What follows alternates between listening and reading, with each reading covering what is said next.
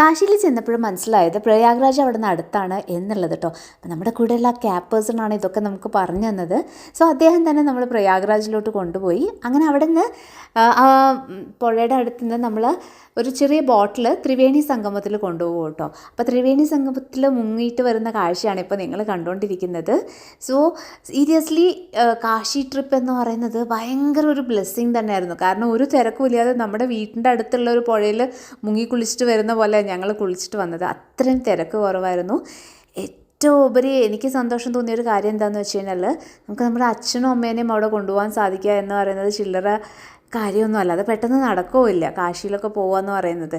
അപ്പോൾ കാശിയിൽ ചെന്ന് പ്രയാഗ്രാജ് അയോധ്യ ഒക്കെ ചെല്ലാൻ കഴിഞ്ഞത് തന്നെ ഒരു വലിയ ഭാഗ്യം, അതും ഒട്ടും തന്നെ തിരക്കില്ലാതെ.